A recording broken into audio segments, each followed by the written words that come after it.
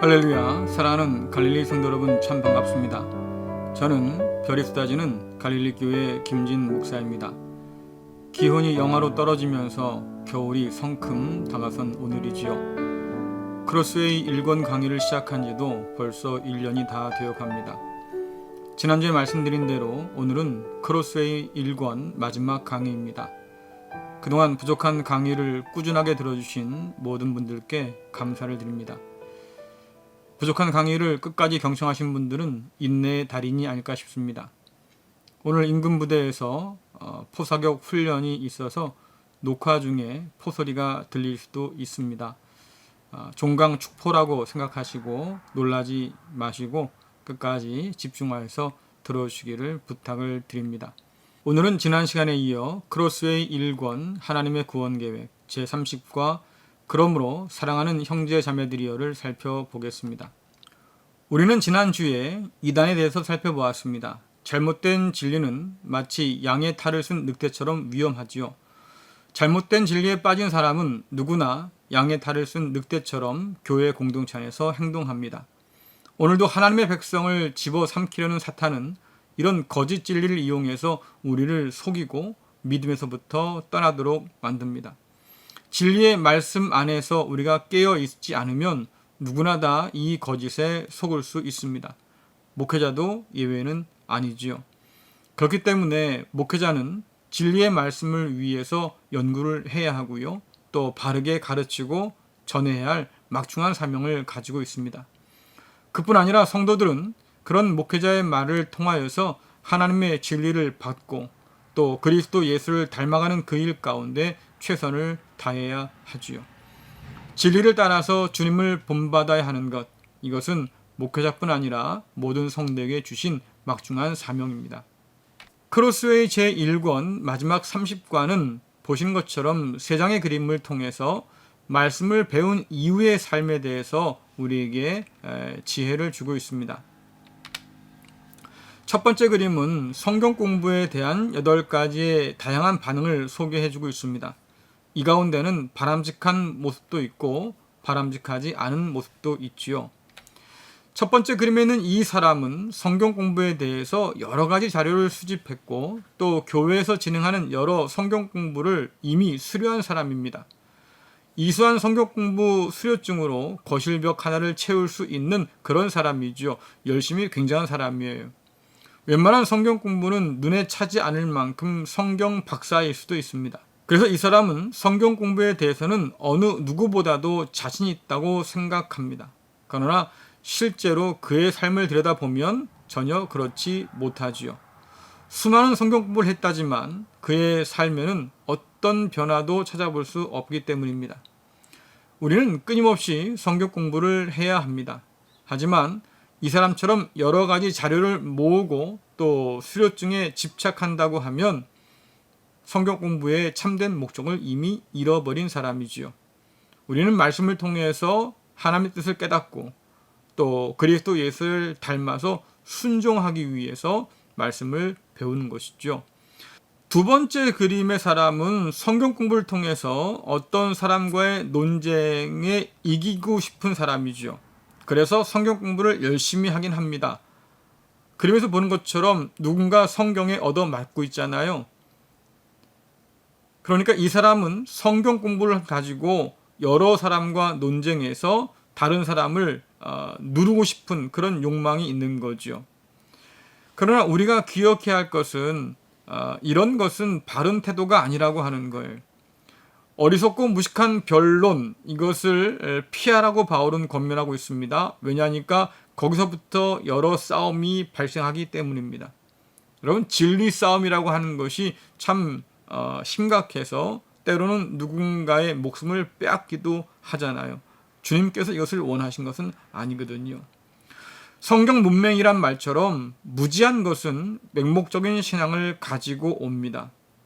그래서 예수천당, 불신지옥 이런 편말을 들고 다니면서 믿지 않는 사람들에게 저주를 퍼붓는 사람들은 하나님께서 기뻐하시는 태도가 결코 아닙니다. 또한 지적 허세에 빠져서 논쟁을 일삼기 위해서 성경 공부하는 것, 여러분, 이것도 역시 주님께서 기뻐하는 태도는 아니지요. 진리를 위한 변증은 참 중요합니다. 우리는 우리가 믿는 바를 정확하게 이해하고 또 다른 사람들에게 설명할 수 있어야 되고 가르칠 수도 있어야 돼요. 그것은 분명한 사실이지만 그러나 그 태도는 언제나 겸손해야지요. 생명을 위한 진리라고 하면 다른 사람에 대해서 무례해서는 안 됩니다. 세 번째 그림의 사람을 보면 성경을 붙들고 있는데 성경도 이 사람의 어깨를 붙들고 있지요. 자, 이 사람 표정을 한번 보세요. 뭔가 두려워하는 혹은 당황스러운 그런 표정을 보이지 않습니까? 성경이 나를 붙들고 있어서 부담을 느끼고 또 그것이 싫은 사람일 수 있습니다. 성경의 진리 때문에 자기 마음대로 살지 못함을 두려워하는 것일 수도 있지요. 또 성경에 기록된 저주가 내게 임할까 싶어서 두려운 것일 수 있습니다. 자, 그러나 여러분들, 성경이 기록된 이유는 우리에게 생명과 복을 주기 위함입니다. 말씀은 우리를 하나님의 진리와 은혜로 이끌어 주지요. 말씀에 사로잡히기를 여러분 두려워하지 마십시오. 하나님을 사랑하기에 말씀에 순종하는 것과 지옥이 무서워서 말씀에 순종하는 것은 그 동기에서부터 차이가 납니다. 우리는 하나님을 경외하는 사람이지 하나님이 공포스러워서 무서워하는 사람은 아니거든요. 우리는 양자의 영을 받은 사람입니다. 하나님을 아버지라고 부르도록 부름받은 사람이죠. 우리가 그 아버지의 말씀을 사랑하기에 순종한다고 하면 하나님께서는 그런 우리에게 복과 은혜를 약속해 주십니다. 네 번째 그림의 이 사람은 성경이라고 하는 것은 우리가 하나님 나라로 들어가기 위해서 반드시 지켜야 하는 규칙이라고 생각하고 있어요. 문제는 뭡니까? 자기 자신은 그 모든 규칙을 다 지킬 수 없기 때문에 하나님 나라에 들어갈 수 있다고 하는 확신을 갖지 못한다는 거예요. 그래서 늘 고민되고 또 기쁨이 없고 늘 모든 것을 다 지키지 못해서 불안함을 갖고 있는 사람이지요. 이런 사람들은 그 옛날 바리새인과 별반 다르지 않습니다. 율법주의적 생각을 가지고 있는 사람이지요. 그러나 여러분들, 성경의 진리는 율법 조항이 아닙니다. 오히려 하나님과 이웃을 사랑하며 살도록 돕는 하나님께서 우리에게 주신 지혜지요.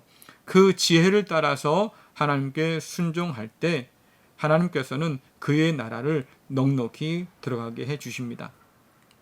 다섯 번째 사람은 성경 공부를 하면서 참된 기쁨을 발견한 사람이에요. 여러분들 그 얼굴 한번 보세요. 기쁨으로 충만하잖아요. 성경 공부를 하면서 즐거움과 복된 소식을 우리는 접할 수 있습니다.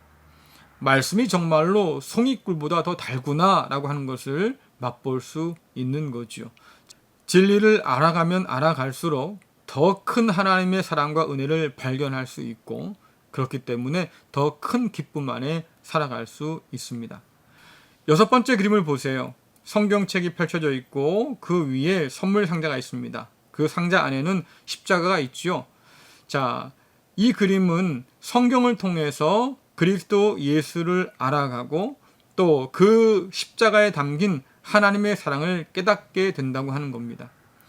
주님께서는 성경이 주님을 위해서 기록된 것이라고 말씀하셨습니다. 다시 말하면 저와 여러분에게 또 성경을 읽는 모든 사람들에게 하나님의 사랑, 그리스도 예수의 십자가를 통해서 우리에게 보여주신 그 사랑을 알게 하려고 기록되었다고 볼 수 있는 거지요.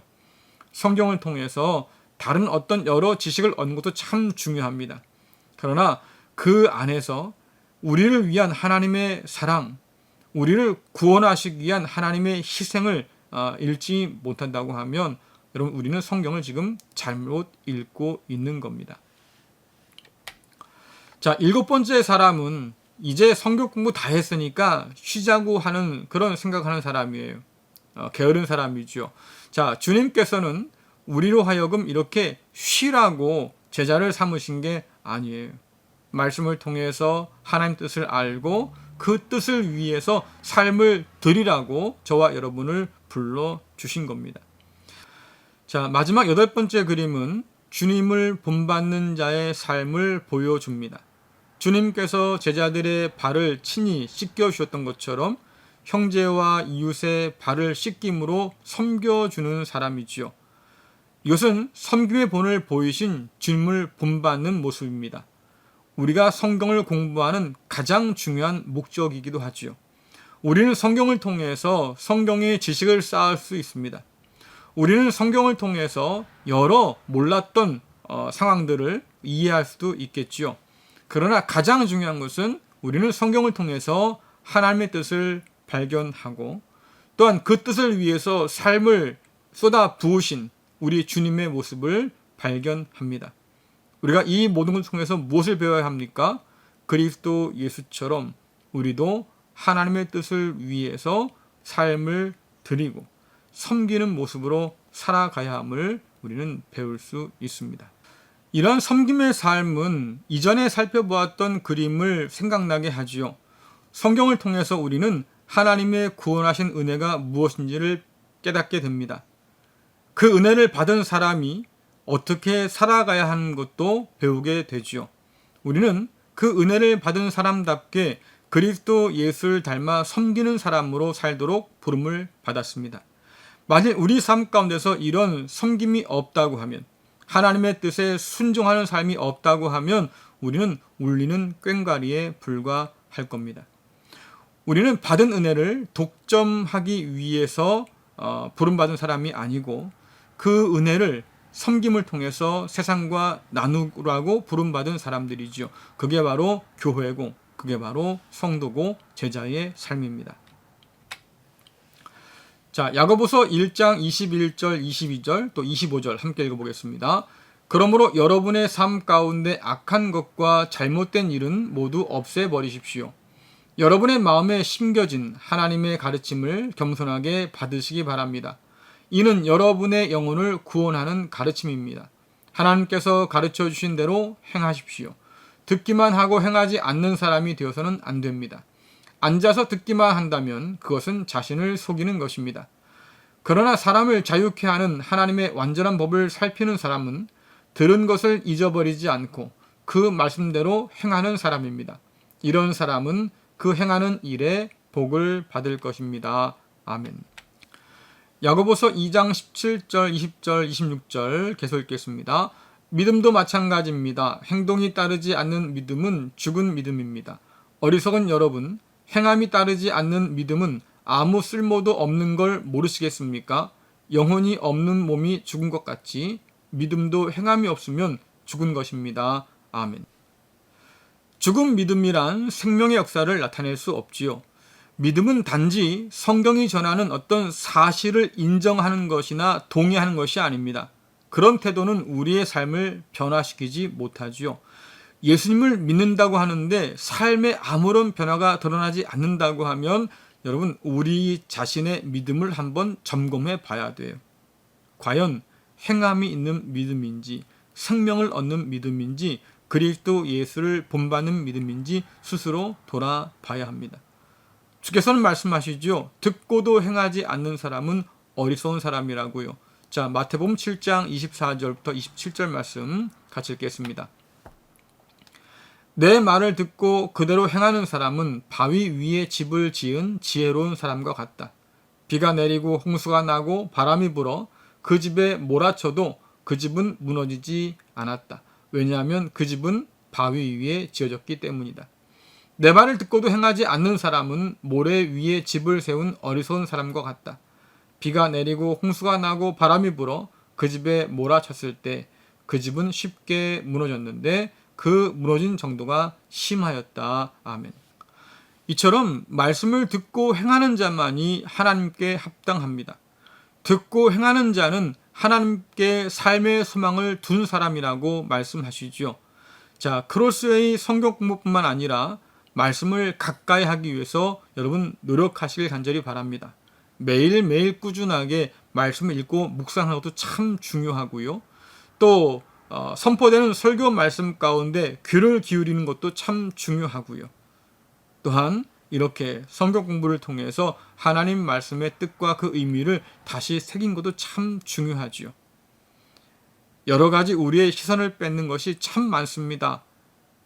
뭐 TV 프로그램도 그렇고 또 세상의 여러 일들이 그렇지요.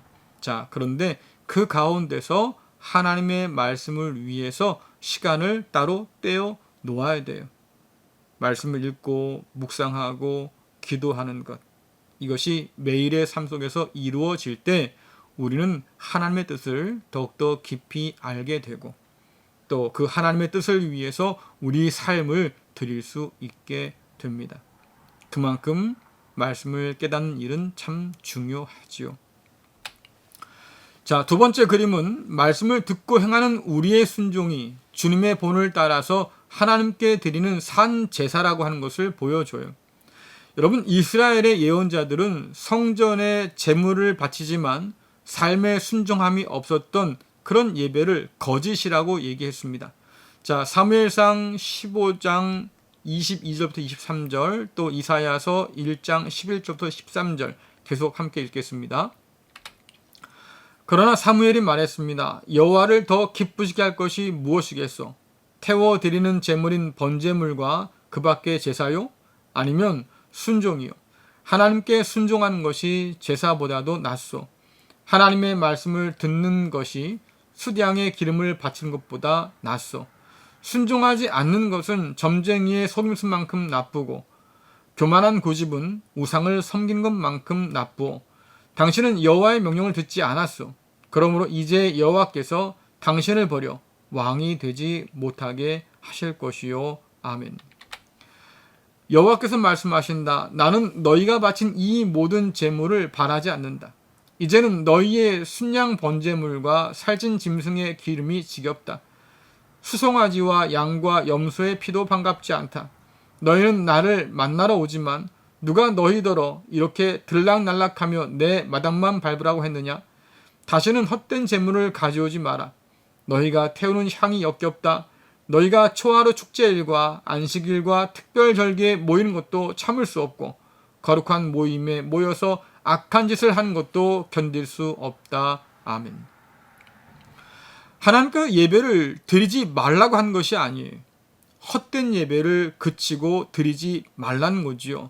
참된 예배를 드리기 위해서 힘쓰라고 하는 겁니다. 여러분, 하나님께서 원하시는 참된 예배가 무엇입니까? 예배를 드린 자들의 삶 속에서 하나님의 말씀에 순종함이 드러나는 거예요. 형제와 이웃을 사랑하는 거죠. 과부와 고아와 나그네를 선대하는 것, 그들을 억울하지 않도록 대해주는 것, 여러분, 그것이 하나님께서 원하시는 정의고 하나님께서 우리의 삶 속에서 드러나기를 원하시는 삶의 제사입니다. 정의를 따라서 행하는 것, 억눌린 사람을 구하는 것, 하나님께서 우리에게 맡기신 사회적 책임들을 정의롭게 감당하는 것, 여러분, 그것이 삶의 예배지요. 그러므로 우리가 드리는 산 제사라고 하는 것은 주일 예배만 의미하는 것이 아닙니다. 일상 속에서 하나님 말씀에 순종함으로 하나님을 사랑하고 이웃을 사랑하는 예배지요. 주님께서는 우리를 위해서 자신을 내어주셨습니다. 그러므로 그 은혜를 받은 우리는 하나님과 이웃을 위해 섬기며 사는 것이 마땅하고 그것이 곧 하나님께 드릴 삶의 예배라고 성경은 우리에게 가르치고 있습니다. 코로나19의 예배가 많이 흔들리잖아요. 염려와 걱정이 앞서기 때문에 주일 예배 드리는 것조차 부담스러워하지요. 또 삶 속에서 내가 아닌 이웃을 먼저 생각하며 살아가는 것, 여러분, 참 어려운 시기가 되었습니다. 그래서 주일 예배도 실패하고 또 삶으로 드리는 예배도 실패할 수 있는 그런 시대를 우리는 지금 살고 있는 거예요. 그동안 한국교회가 주일 예배만 강조해 왔다면 코로나19 이 시대는 오히려 삶 속에서 우리가 하나님을 예배하기에 가장 좋은 때일 수 있습니다. 우리가 잃어버린 예배의 본질들을 이때 회복하면 우리는 주일 예배뿐만 아니라 삶으로 드리는 예배를 통해서 하나님께 영광 돌릴 수 있습니다. 제사장으로 우리는 부름을 받았지요. 우리 삶이 곧 산 제물이요 하나님께서 받으실 만한 예배로 드려져야 한다고 성경은 가르쳐 주고 있습니다. 행함이 없는 믿음이 죽은 믿음인 것처럼 삶의 제사가 없는 예배는 결국 아무 쓸모없는 예배일 뿐이고 오히려 하나님을 더욱더 모욕하는 예배일 뿐이지요. 예언자들이 우리에게 주신 여러 경고들을 가슴에 새기면서 삶으로 산 제사 드리는 저와 여러분 되면 참 좋겠습니다. 자, 마지막 그림은 하나님께 순종하는 삶의 영역이 무엇인지를 우리에게 보여줘요. 맨 위에 보시면 하나님이 계십니다. 또 맨 아래는 서로 마주보며 섬기는 두 사람이 있어요. 그리고 그 사이에는 우리 삶의 여러 영역들이 대표적으로 표현되어 있습니다. 이것들은 우리 삶을 대표하는 영역이긴 하지만 결국 우리의 모든 삶을 상징하는 겁니다. 이것이 하나님 아래 있는 까닭은 우리 모든 삶이 하나님의 뜻 아래 순종해야 함을 보여줍니다. 맨 아래 서로 섬기는 두 사람처럼 우리 삶의 모든 것은 서로를 섬기면서 사랑하는 것이어야 한다고 지금 이 그림은 보여주고 있는 거예요. 이 그림은 말씀을 통해서 균형 잡힌 삶이 어떠한가를 보여주지요. 자, 하나님의 통치를 벗어난 나만의 삶의 영역은 없습니다. 삶의 모든 것은 삶의 주인이신 하나님의 통치 아래 있는 거지요. 자, 이 그림은 이전에 살펴본 그림을 다르게 표현해 본 겁니다. 이 두 그림은 오늘 우리가 말씀을 통해서 주님을 배워야만 하나님의 뜻에 순종하며 섬길 수 있음을 우리에게 가르쳐 줍니다. 자, 우리는 먹기 위해 사는 것이 아니라 살기 위해 먹지요. 그럼에도 불구하고 우리의 식탐은 다른 이의 것을 뺏을 수 있어요. 남들이 먹지 못하게 하고 내가 더 많이 먹을 수 있는 거지요. 그렇기 때문에 그리스도인들은 다른 사람들의 배고픔에 무관심해서는 안 돼요. 우리가 먹은 것을 적정하게 조절하면서 또 다른 사람의 먹을 것에 관심을 두어야 하지요. 내 손에 많은 것을 쥐고도 없는 사람 것마저 빼앗으려고 한다고 하면 여러분 그것은 탐욕일 뿐만 아니라 하나님의 심판을 벗어날 수 없는 죄입니다. 또한 하나님께서는 한 가족처럼 우리가 연합되기를 원합니다. 교회 공동체는 그리스도 예수의 몸이라고 성경은 말하지요. 모든 성도는 그 몸을 이루는 각각의 지체라고 말씀하고 있습니다. 우리는 공동체로 한 몸으로 부름 받았어요. 서로를 사랑하며 또 섬길 때 우리는 그리스도 예수의 아름다운 몸을 이뤄갈 수 있습니다. 세 번째로 보면 돈은 이 시대에 매우 민감한 것입니다. 하나님의 자리를 차지하려고 하는 최고의 우상이기도 하지요. 자, 그러나 저와 여러분은 돈을 사랑하라고 부름받은 사람들이 아닙니다. 하나님을 사랑함으로 돈을 사용하라고 부름받은 사람이지요. 물론 우리가 애쓰고 땀 흘려서 번 것, 그것을 나를 위해 사용할 수 있습니다. 하지만 하나님께서는 그것이 나만을 위해 사용될 때 하나님은 그것을 어리석은 삶이라고 말씀하십니다. 하나님은 우리에게 돈과 물질과 여러 축복들을 허락해 주실 텐데요. 그 모든 것은 나만을 위한 것이 아니고 이웃과 형제와 하나님을 위해서 나누어져야 한다고 우리에게 말씀해 주십니다. 또 여가를 선용하는 것, 야구공 모양이 있지 않습니까? 이런 여가를 즐기는 것, 레저나 혹은 이런 오락을 즐기는 것 참 괜찮아요. 삶이 바쁘고 힘들었을 때 우리가 좀 쉬는 것도 필요하지요. 오히려 이 쉼이라고 하는 것은 우리 삶을 지키는 아주 좋은 방법이 될 수 있습니다. 하지만 문제가 뭘까요? 여기에 지나치게 빠지는 게 문제죠. 오락에 너무 많이 빠져서 많은 시간과 물질을 빼앗겨요. 거기에 중독되는 사람들이 한둘이 아닙니다. 우리가 우리 삶을 지키기 위해서 쉼이 필요한 것인데 오히려 그 쉼으로 인해서 우리 삶이 망가진다면 여러분 이것은 주객이 전도된 겁니다. 문제가 심각한 거죠. 각종 중독을 우리는 경계할 필요가 있습니다. 자, 그 다음에 여러 학위와 또 이런 졸업장 같은 것이 있죠. 공부하고 학위를 받는 거, 그건 참 중요해요. 그것만으로도 참 귀한 성취라고 말할 수 있습니다. 그래서 우리가 그런 말 하잖아요. 배워서 남주냐 뭐 이런 말 하는데, 그러나 여러분들 우리는 그리스도인들이잖아요. 배워서 남 주기 위해 공부해야 합니다. 우리의 일터는 또한 생계를 위한 것만이 아니에요. 서로를 섬기면서 하나님의 영광을 드러내야 할 어떤 터전이지요.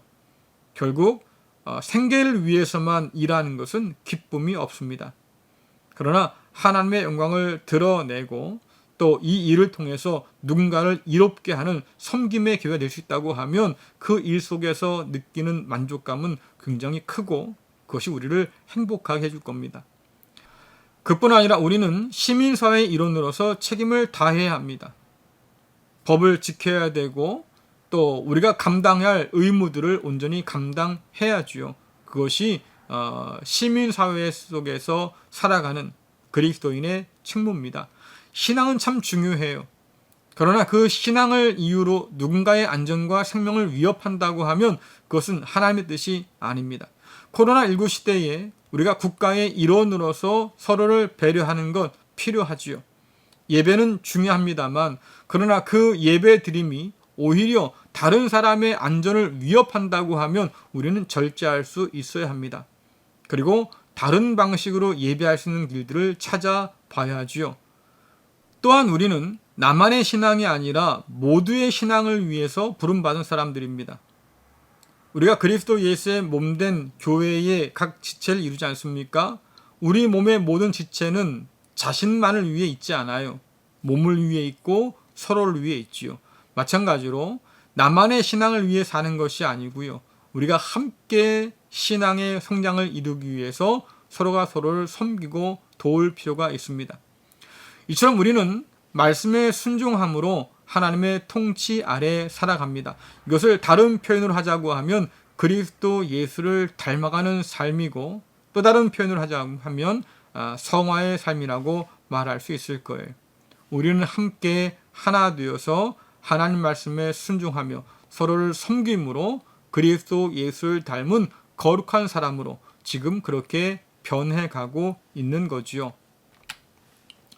자, 로마서 14장 7절 8절 또 고린도전서 10장 31절부터 33절 말씀 같이 읽겠습니다. 우리 중에 자기 자신만을 위해 사는 사람은 한 명도 없으며 자기 자신만을 위해 죽는 사람도 없습니다. 우리가 산다면 그것은 주님을 위해 사는 것이고 죽는다면 주님을 위해 죽는 것입니다. 그러므로 살든지 죽든지 우리는 주님의 것입니다. 아멘. 그러므로 여러분은 먹든지 마시든지 무엇을 하든지 모든 것을 하나님의 영광을 위해 하십시오. 유대인에게나 이방인에게나 하나님의 교회에 걸림돌 같은 존재가 되지 마십시오. 나처럼 하십시오. 나는 나의 유익을 구하지 아니하고 많은 사람들의 유익을 구하였습니다. 많은 사람들이 구원을 받도록 모든 면에서 모든 사람들을 기쁘게 하려고 하였습니다. 아멘. 저와 여러분은 나만을 위해 살던 삶에서 하나님과 이웃을 위한 삶으로 부름을 받았습니다. 우리는 내 것이 아닌 하나님의 것이지요. 하나님께서는 그리스도 예수를 통해서 값을 주시고 저와 여러분을 샀다고 성경은 말합니다. 우리는 하나님의 소유된 백성이요. 하나님을 감히 아버지라 부르는 은혜를 받은 하나님의 자녀들이지요. 자녀는 그 아버지를 닮게 되어 있습니다. 우리는 그리스도 예수를 통해서 하나님 아버지를 닮도록 부름받았습니다. 그리스도 예수 안에서 장성한 분량에 이르기까지 우리는 함께 자라가야 하지요. 말씀은 우리에게 그런 영향을 공급해 주어서 그리스도 예수를 통해서 하나님을 닮도록 돕습니다. 말씀 안에서 그리스도 예수를 닮아감으로 우리는 하나님께 영광 돌릴 수 있습니다.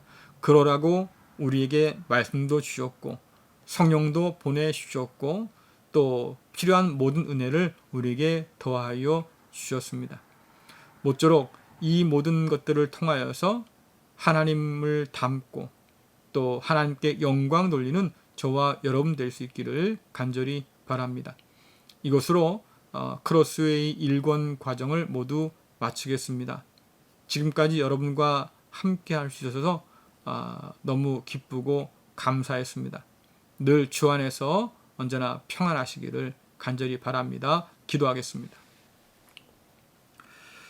은혜로우신 하나님 아버지, 우리에게 말씀을 주시고 또한 성령을 주셔서 진리를 깨닫게 하시고 그리스도 예수를 통하여서 하나님 아버지를 알게 하시며 하나님의 백성과 자녀로 부름받은 대로 살게 하심을 참 감사합니다. 아버지, 말씀을 듣고 배운 것에서 그치지 않도록 하여 주시고 이 말씀을 깊이 묵상할 때마다 깨닫도록 인도하여 주셔서 하나님 뜻이 무엇인가를 분별토록 인도하여 주옵소서. 성령께서 우리 가운데 주신 그 지혜로 말미암아서 하나님 뜻을 분별하고 또한 그리스도 예수를 닮아서 그 말씀에 순종함으로 하나님께 영광 돌리는 우리 모두가 되도록 주여 도와 주옵소서. 말씀을 향한 열정을 잃지 않도록 인도하여 주셔서 목회자와 성도들이 그 말씀을 공부하고 또 배우고 익힘으로 진리 가운데 더욱더 견고히 서도록 인도하여 주옵시며 그 말씀 따라 살아갈 때마다 우리의 삶이 하나님께서 받으실 만한, 받으시기에 합당한 그런 아름다운 산 제물 되도록 인도하여 주옵소서. 예수 그리스도의 이름으로 간절히 기도드리옵나이다. 아멘. 네, 마치겠습니다. 감사합니다.